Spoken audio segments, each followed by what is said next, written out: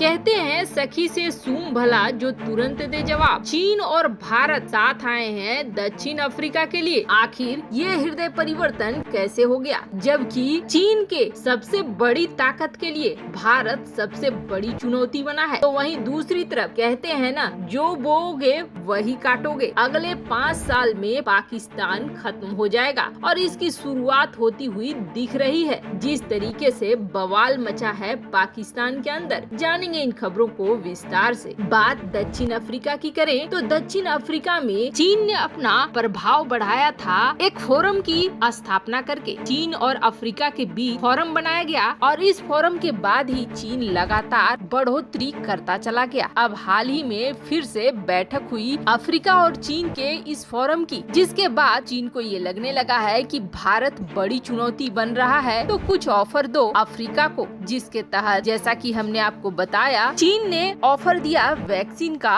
और कर्ज माफ करने का, लेकिन फिर भी भारत के आगे निकल नहीं पाया चीन। दरअसल भारत ने जो मदद की पेशकश की है दक्षिण अफ्रीका को, उसे देखते हुए अब दक्षिण अफ्रीका से रिस्पांस भी आने लगा है। दक्षिण अफ्रीका ने अब ये कहा है कि भारत ने एक बार फिर साबित किया है कि वहाँ के लोग काफी बड़े दिल वाले हैं और पश्चिमी देशों के विपरीत भारत की विदेश नीति है। ये भारत के लिए बहुत ही अच्छी बात है, जबकि चीन भी मदद के लिए आगे आ रहा है। पर चीन के लिए अफ्रीका ने अभी कोई शब्द नहीं कहे हैं सिवाय धन्यवाद के, क्योंकि चीन की करतूतों को अफ्रीका बहुत अच्छे से भुगत चुका है। जिस तरीके से युगांडा के एयरपोर्ट पर कब्जा हुआ है, उससे तो बिल्कुल पूरा का पूरा अफ्रीका ही दहल चुका है। युगांडा के एयरपोर्ट पर कब्जे से न सिर्फ अफ्रीका बल्कि हर छोटे बड़े देश सख्ते में आ गए हैं कि कल को चीन क्या कर बैठेगा कहना मुश्किल है। पर जो भी हो, इस वक्त चीन और भारत चाहे कोई भी कारण हो, दक्षिण अफ्रीका की मदद करने के लिए आगे आए हैं, जबकि दुनिया के देश उससे कनेक्टिविटी तोड़कर उसे एक तरह से सजा देने की कोशिश कर रहे हैं। खास करके पश्चिमी देशों का अपना एक अलग ही राग चल रहा है, जबकि वहीं WTO में भारत ने भी लताड़ लगाई और भारत ने ये कहा है कि जब तक हम ये पेटेंट वेवियर नहीं करेंगे, पेटेंट हटाएंगे नहीं, तब तक दुनिया के किसी न किसी कोने से नया म्यूटेंट वेरिएंट आएगा ही। दुनिया स्वार्थी हो रही है और स्वार्थ के कारण ये दुनिया तबाह भी होगी। WTO को बार बार कहा जा रहा है कि आप पेटेंट राइट वैक्सीन में से हटा लो, ताकि हर कोई देश बना सके और दुनिया के कोने कोने तक इसे पहुंचाया जा सके।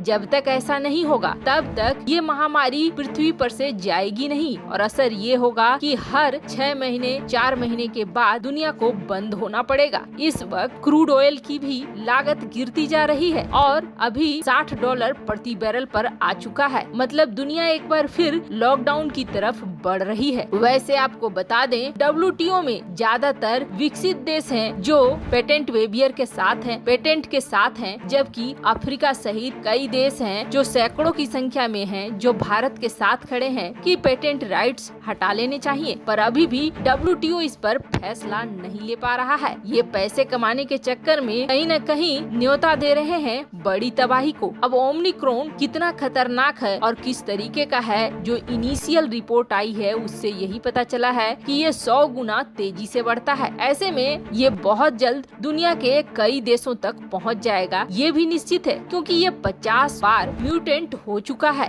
कहा तो ये भी जा रहा है कि इसकी जो स्पाइक प्रोटीन है, यानी जो कांटे हैं, वो और भी ज्यादा विकसित हो गए हैं, जो खतरे को बढ़ा सकते हैं। खैर, कारण जो भी हो, ये विकसित देश तबाही का कारण जरूर बन रहे हैं। तो वहीं दूसरी तरफ कहते हैं ना, जैसा बोओगे वही काटोगे। आखिर पाकिस्तान का वही हाल हो रहा है और पाकिस्तान के बारे में जो रिपोर्ट निकल कर आ रही है, वो रिपोर्ट ये कह रही है कि पाकिस्तान ज्यादा से ज्यादा 5 साल तक ही चल पाएगा। पाकिस्तान के हालात दिन प्रतिदिन बिगड़ते ही जा रहे हैं। पाकिस्तान ने कट्टरपंथ को बढ़ावा दिया। भारत के खिलाफ बढ़ावा देते देते वो भूल गए कि जिस जनता को वो अंधभक्ति सिखला रहे हैं, कट्टरपंथ सिखला रहे हैं, वो उनके ऊपर भी वापस लौट कर आएगा। उन्होंने सिखाया कट्टरवाद और अब उसका फल पाकिस्तान को मिल रहा है। 5000 से ज्यादा लोगों ने पाकिस्तान के ही पुलिस स्टेशन को घेर लिया, वो भी कहाँ पे, खैबर पख्तूनख्वा इलाके में, जो इमरान खान का इलाका है। और यहाँ पर छोटी मोटी वारदात नहीं हुई है,